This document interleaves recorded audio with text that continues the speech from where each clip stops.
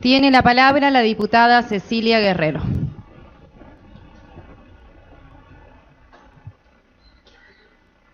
Hola. Sí. Gracias, señora presidenta. Cuando esta Cámara inició el tratamiento de lo que era en ese momento un proyecto de ley que dio lugar a la ley 5.777, cuyo veto estamos tratando, el cuerpo se expidió en forma unánime a través de la votación y de numerosos diputados y diputadas que hicieron uso de la palabra, acompañando una iniciativa que estaba fundamentalmente sustentada normativamente en la Convención de los Derechos del Niño, que tiene jerarquía constitucional, en función de lo establecido por el artículo 75, inciso 22, de la Constitución de la Nación Argentina, cuyas normas significaron una transformación sustancial de lo que era el sistema con el jurídico con el cual se consideraba, se miraba, se regulaba y se actuaba en todo lo atinente a la cuestión de los niños, niñas y adolescentes. De hecho, se dejaba atrás un viejo sistema tutelar que los consideraba prácticamente como objetos de disposición por parte de sus padres, por parte de su familia, por parte del Estado, para avanzar en una profunda humanización del sistema que comenzaba a reconocerlos como sujetos de derecho y además establecía un principio liminar y fundante del todo el sistema de protección de niños, niñas y adolescentes, que es el principio del interés superior del niño.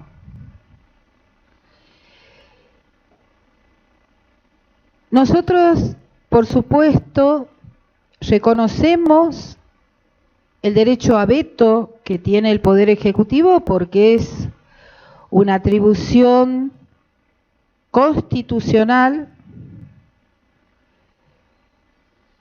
Respetamos el ejercicio de ese derecho, pero también entendemos, o por lo menos en lo personal, entiendo que los fundamentos que ha proporcionado la Asesoría General de Gobierno mediante el dictamen de que se hace cita en el decreto de veto, al menos a nuestro humilde entender, no resultarían suficientes para invalidar directamente una ley que, además de ser aprobada en este cuerpo por unanimidad, también tuvo el mismo tratamiento y también fue aprobada por unanimidad en la Cámara de Senadores. Yo quiero sintetizar qué es lo que dice el decreto de veto, cuáles son los argumentos que utiliza a partir de ese dictamen de la Asesoría General de Gobierno. Primero manifiesta, o sea, todo el andamiaje habla de una presunta inconstitucionalidad de la ley, que no compartimos. ¿Y en qué la fundamenta? En primer lugar, dice que habría una afectación del derecho de propiedad del deudor alimentario.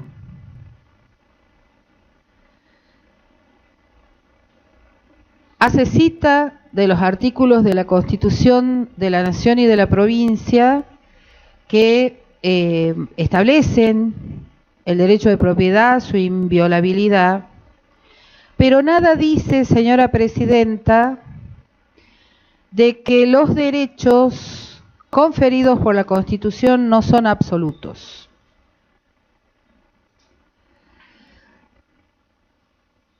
También equipara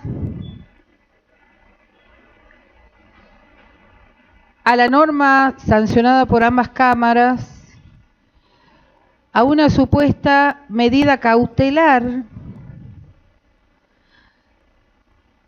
de la cual manifiesta que un empleador, el Estado empleador en cualquiera de sus poderes, no tiene atribuciones para analizar cuáles son los requisitos de las medidas cautelares, que es fundamentalmente la verosimilitud del derecho, que quiere decir que exista una apariencia del derecho, porque la cautelar es provisoria, no es de fondo, es transitoria hasta tanto se resuelva una situación de fondo planteada judicialmente.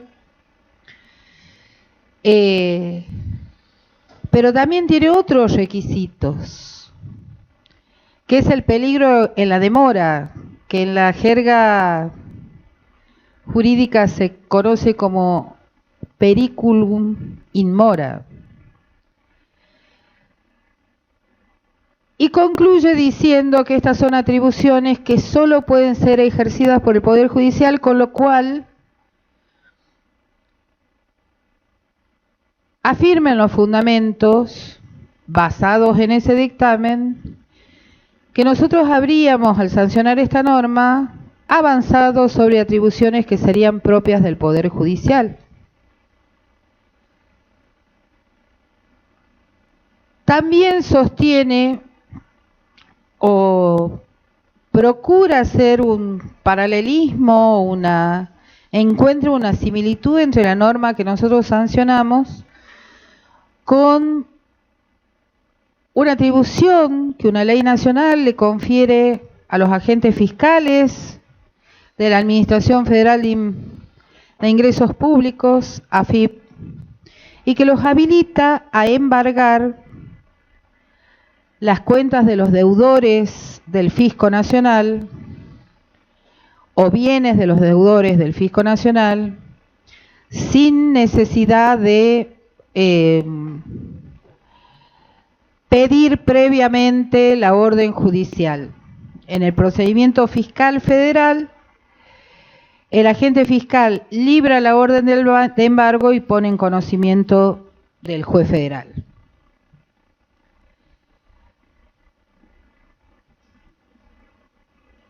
Nosotros no estamos, esta ley no ha establecido un embargo. Pero lo que me parece más llamativo de esta ley es que no hace un análisis, no de la ley, perdón, lo más llamativo del veto, de los fundamentos del veto, es que no efectúa un análisis de la Convención de los Derechos del Niño, que contiene normas expresas que son de aplicación obligatoria, porque la Nación Argentina no solo adhirió a esa Convención de los Derechos del Niño por ley, sino que además le otorgó, a partir de la reforma del año 1994 de la Constitución Nacional, le otorgó jerarquía constitucional. Por lo tanto, con esa jerarquía es aplicable en el derecho vigente. También dice los fundamentos del veto que algo sobre la Convención de los Derechos del Niño. Es tan importante que además del principio del interés superior del niño, que todos los estados en cualquiera de sus actos tienen la obligación de velar por la aplicación de ese principio liminar, sobre todo cuando está definiendo políticas públicas para la niñez o la adolescencia, sino que también en el artículo 27 de esa Convención sobre los Derechos del Niño,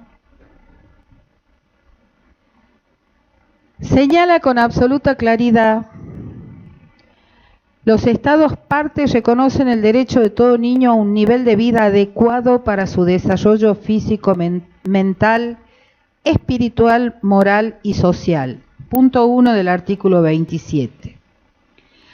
Punto 2 de la misma norma de derecho convencional. A los padres u otras personas encargadas del niño les incumbe la responsabilidad primordial de proporcionar dentro de sus posibilidades y medios económicos las condiciones de vida que sean necesarias para el desarrollo del niño.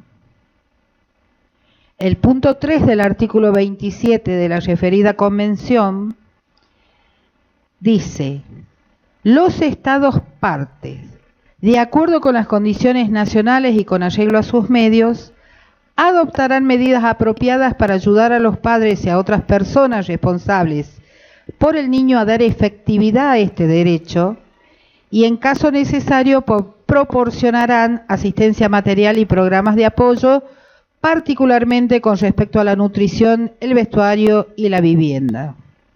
Con lo cual se establece la subsidiariedad del Estado ante el incumplimiento de los padres. Y el punto 4 del citado artículo 27 dice: los Estados parte tomarán todas las medidas apropiadas para asegurar el pago de la pensión alimenticia por parte de los padres u otras personas que tengan la responsabilidad financiera por el niño, tanto si viven en el Estado parte como si viven en el extranjero. Esto es sumamente importante de ser considerado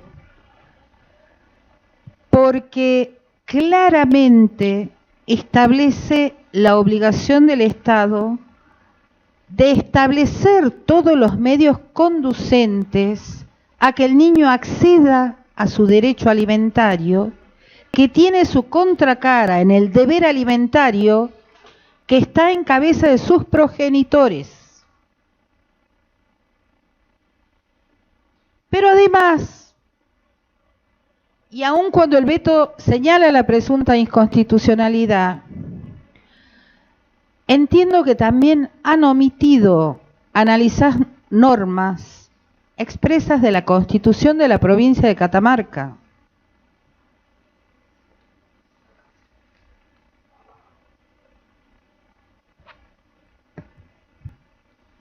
En el artículo 65 de la Constitución, y discúlpenme si leo, pero no quiero equivocarme, el artículo 65 dice: sin perjuicio de los derechos sociales generales reconocidos por esta Constitución, dentro de sus competencias propias, la provincia garantiza los siguientes derechos especiales. Punto primero, son los derechos del trabajador. Punto segundo, son los derechos de la mujer. Punto tercero, los derechos de la niñez. En el punto tercero, inciso 2,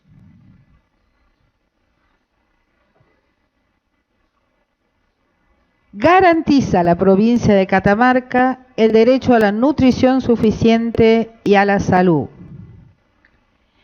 En el punto 3, garantiza la provincia de Catamarca a la niñez el derecho a la protección especial, preventiva y subsidiaria del Estado en los casos de desamparo. En el punto 5, garantiza la provincia de Catamarca a la niñez habitante en esta tierra el derecho a la educación integral, al esparcimiento, la recreación y el deporte.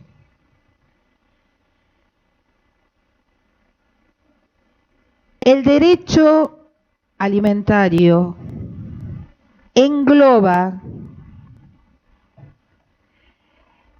esto que le llama la Convención de los Derechos del Niño al derecho a un nivel de vida adecuado para su desarrollo físico, mental, espiritual, moral y social. Incluye el derecho a la educación, incluye el derecho al alimento, incluye el derecho a la vivienda, incluye el derecho a la vestimenta, incluye el derecho al esparcimiento de las infancias. Y cuando fue analizado el proyecto que luego se convirtió en la ley 5.777, se habló claramente de lo que sucedía cuando un niño, niña o adolescente era privado por alguno de sus progenitores de su derecho alimentario. No solo se afectaba un derecho humano de ese niño, de esa niña, de ese adolescente, lo cual ya constituye una vulneración grave de derechos de una personita que por su especial condición de persona en formación merece y exige una protección especial, que la misma convención lo reconoce y el ordenamiento jurídico argentino también ha incorporado esa especial protección.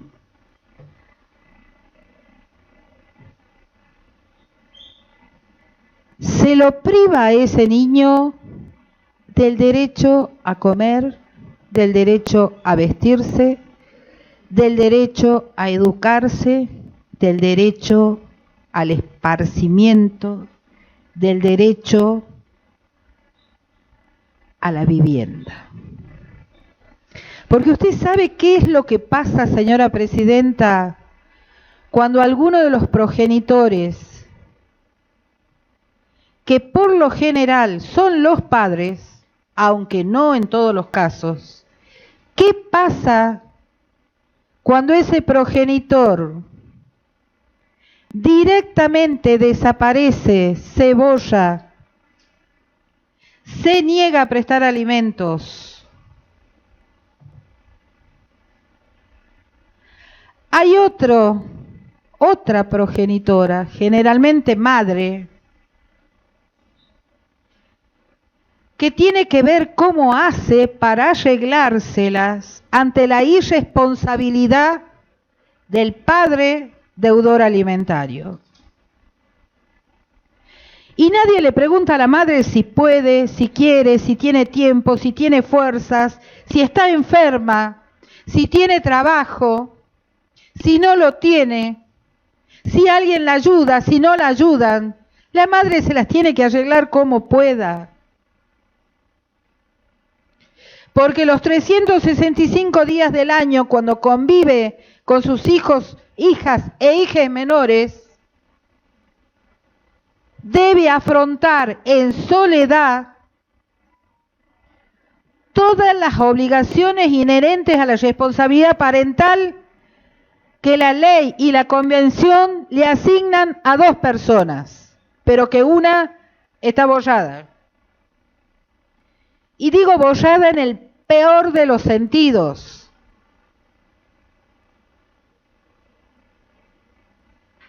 Porque no sirve ser solamente un papá de día domingo para sacarse una foto, una selfie, subirla a las redes sociales y hacerle creer al mundo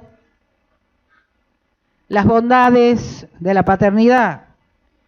Hay que ser padre y madre todos los días, en la enfermedad, en el dolor,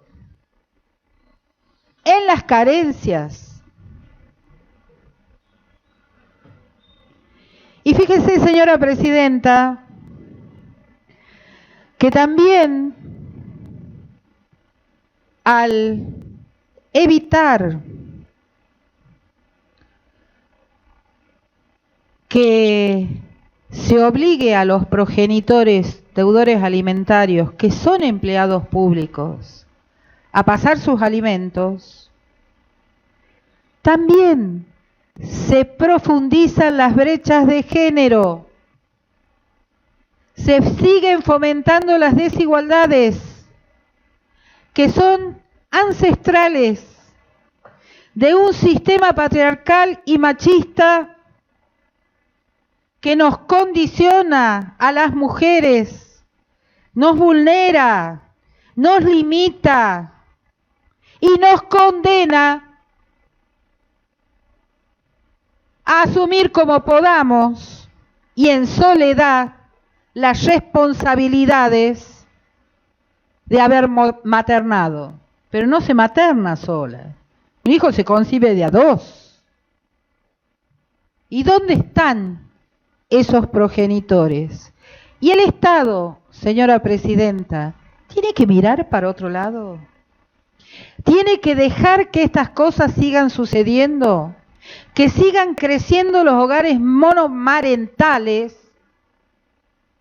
donde las mujeres seguimos sufriendo vulneración de derechos para convalidar irresponsabilidades de aquellos que no asumieron ni quieren asumir sus paternidades. Mire, también hay que analizar la constitucionalidad o no de la ley 5777 desde la perspectiva de los derechos de la mujer. Porque la propia norma del artículo 65 de la Constitución de la provincia de Catamarca dice que el Estado garantiza, con relación a la mujer, el derecho al ejercicio pleno de sus derechos, a la igualdad de oportunidades y al acceso efectivo a la capacitación profesional. ¿Sabe cómo nos condiciona el tener que ser una madre sola, que afronte todo? Yo he criado a mis hijos en soledad. He tenido el privilegio de ya ser profesional cuando tuve que enfrentarle a la vida sola. Pero hay miles y miles de mujeres que se debaten a diario por el derecho a la subsistencia de ellas mismas y de sus hijos,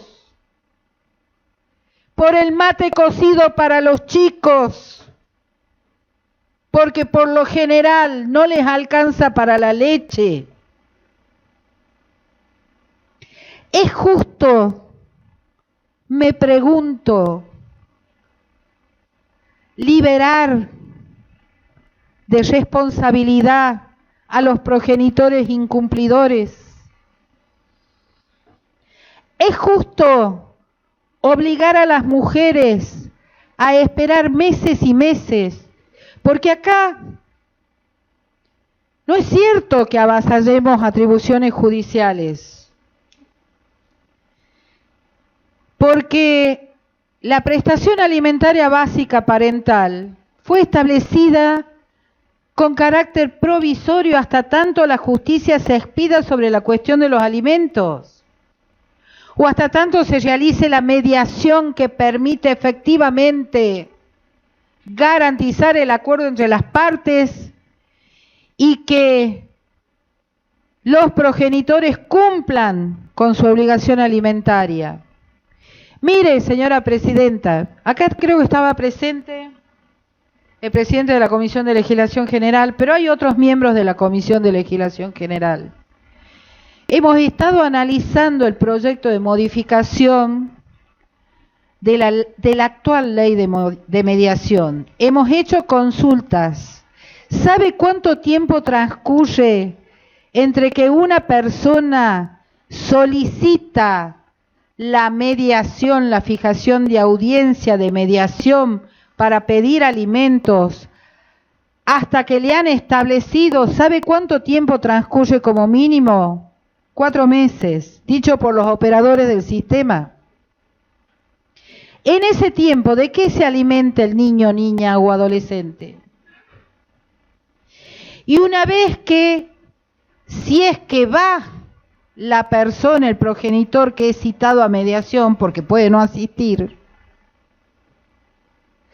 se lo vuelve a convocar. ¿Cuántos meses más? Y si no, hay que ir a sede judicial. ¿Cuántos meses más? Y mientras tanto, seguimos cargándola a la mujer con todas las responsabilidades, cuando por lo menos, con relación a los empleados públicos, se puede establecer un sistema provisorio hasta tanto la justicia se expida. La verdad, señora presidenta, esto es una cuestión muy profunda. La Convención de los Derechos del Niño es constitucional y nos obliga como Estado a adoptar medidas frente a una situación de hecho que existe mucho más de lo que nosotros pensamos, que lo vemos a diario, a las mamás con sus hijos pequeños buscando ayuda, porque están solas, porque se las condena a afrontar sus responsabilidades en soledad. No solo no es justo eso, no solo no es igualitario, sino que además es inconstitucional seguir ampliando las brechas de género, fomentar las desigualdades, vulnerar los derechos de las mujeres, pero además, acá está en juego el interés superior del niño, interés que en este proyecto de ley no ha sido analizado en los fundamentos del veto. No ha sido analizado y es lo que debe primar en materia de derechos de las infancias. Nosotros con esta ley procuramos preservar un derecho fundamental de los niños, niñas y adolescentes. Y cuando digo nosotros, no digo yo como autora del proyecto, digo nosotros como cuerpo, digo nosotros como poder legislativo. Entonces, señora presidenta, yo no quisiera extenderme demasiado porque este tema lo hemos hablado, lo hemos debatido cuando se trató el proyecto de ley. Se nos quiere hacer creer que esto es una cuestión exclusivamente de derecho privado, cuando la reforma del Código Civil y Comercial de la Nación constitucionalizó el derecho privado. Y esto lo dicen todos los tratadistas del derecho civil.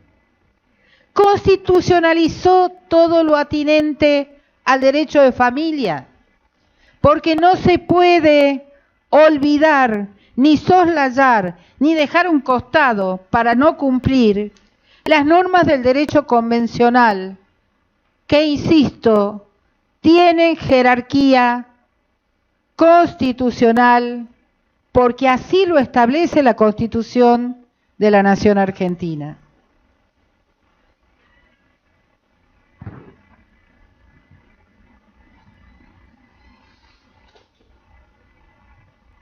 Acá me parece que hay un error de apreciación. Se quiere hacer entender que el derecho alimentario tiene dos partes en conflicto, que es la madre y el padre. No son los que están en conflicto. La madre o el progenitor conviviente, si fuera el padre, deben bregar y peticionan y reclaman por los derechos de sus hijos. La cuestión está acá. ¿Cómo defendemos el derecho de los niños? Y de ahí es que se propició y se sancionó la ley 5777, con un objetivo de cumplir con ese interés superior del niño, de una personita en formación que exige, no se exige el derecho convencional y constitucional, otorgarle esa protección especial. ¿Ustedes no creen que el derecho a alimentarse es un derecho humano? Es un derecho humano básico, elemental.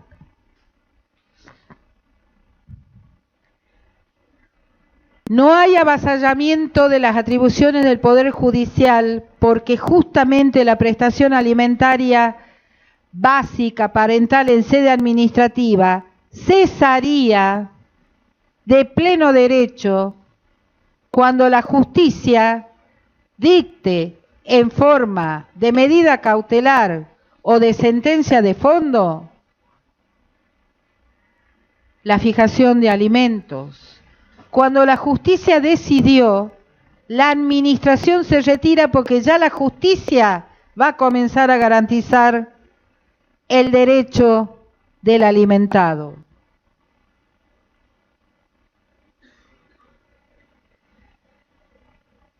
Así que, señora presidenta, yo avancé con la cuestión que me parece fundamental de analizar los fundamentos del veto, pero también quiero decir más. Si bien el decreto fue dictado en tiempo oportuno, también hay que resaltar que fue comunicado a la Cámara en forma extemporánea.